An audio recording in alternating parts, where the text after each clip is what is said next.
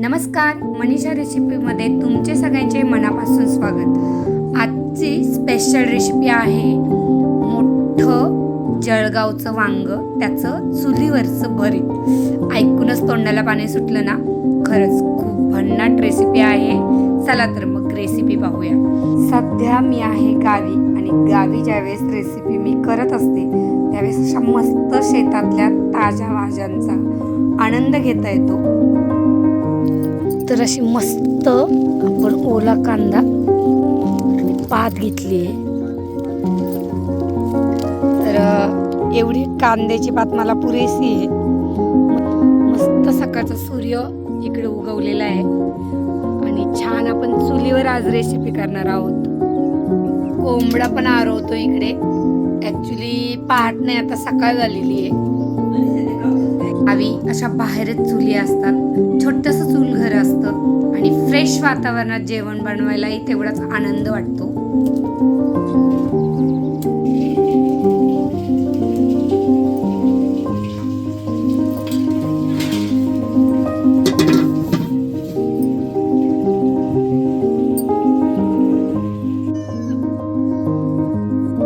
आणि शेताच्या बाजूलाच घर असल्यामुळं अशा छान ताज्या ताज्या भाज्याही मला तोडता येत आहेत। फ्रेश मी कांद्याची पात सुद्धा उपटून घेतलेली आहे।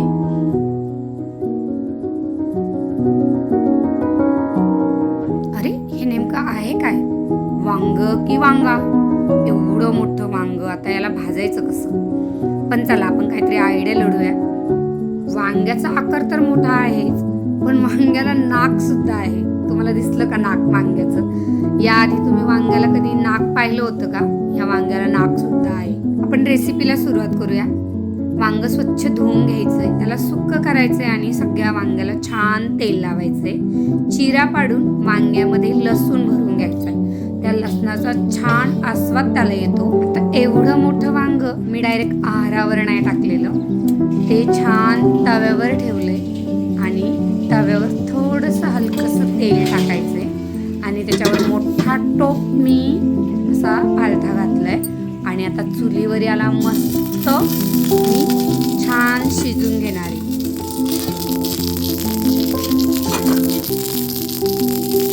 पाहू शकता जसं जसं वांग शिजणार आहे तसं तसं त्याचा रंगही चेंज होणार आहे आणि आपल्याला ते अळटी पळटी करायचंय, म्हणजे आपल्याला चारही बाजूनी हे वांग अगदी छान पद्धतीने भाजून घ्यायचंय।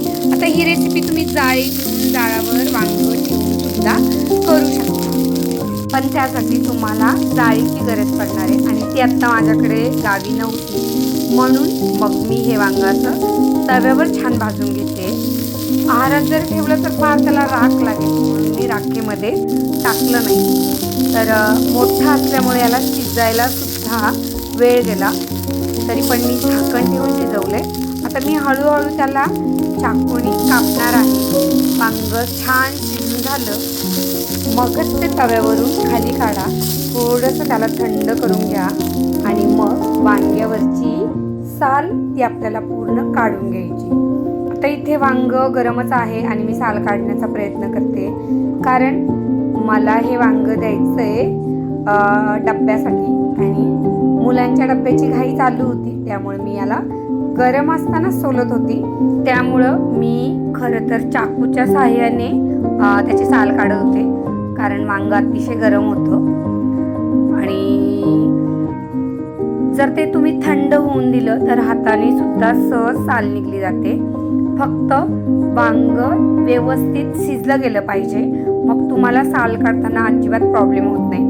आत्ता मी थोडंसं घाईने काढलं होतं, देठाकडचा भाग थोडासा माझा कडक राहिला होता, पण बाकी वांग माझं छान शिजून तयार झालेलं होतं। तर अशा पद्धतीने आता मी पूर्ण वांग्याची साल काढून घेतली। मसाल्यामध्ये आपण ओल्या पातीचा कांदा घेतलेला आहे, कांदा बारीक चिरून घेतलाय मी आणि आता परत मी तव्यावर हे वांग थोडंसं तेल टाकून परत शिजायला ठेवलं, कारण मला देठाकडचा भाग त्याचा थोडासा कच्चा वाटला, म्हणून मग मी जोपर्यंत मसाल्याची तयारी होत होती तोपर्यंत ते वांग परत छान शिजून घेतलं।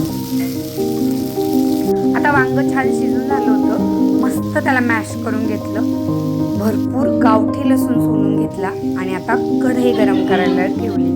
त्यावर थोडंसं तेल घातलं, लसूण बारीक चिरून घेतला. सगळ्यात पहिली ही लसणाची फोडणी त्यामध्ये टाकली. त्यानंतर पातळीचा चिरलेला कांदा आपण त्यावर घातला.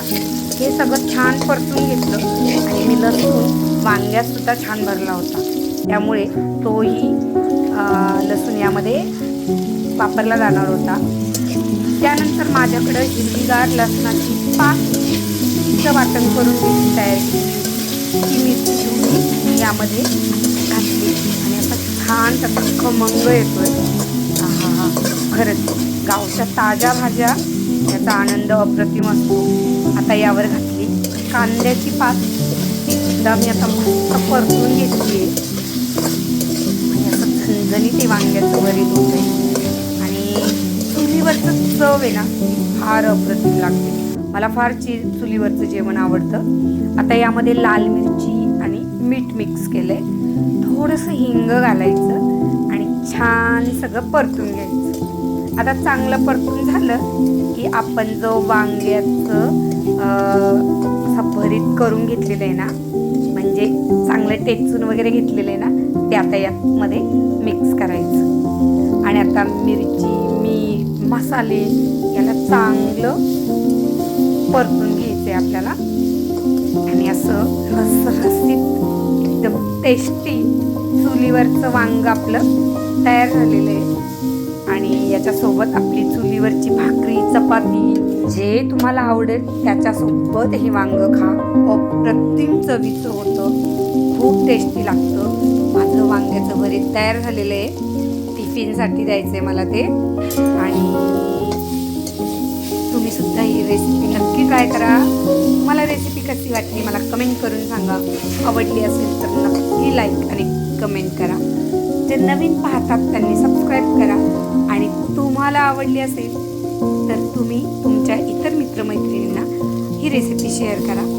भेटूया असंच पुढच्या रेसिपीमध्ये, पुढच्या ब्लॉगमध्ये. तोपर्यंत धन्यवाद.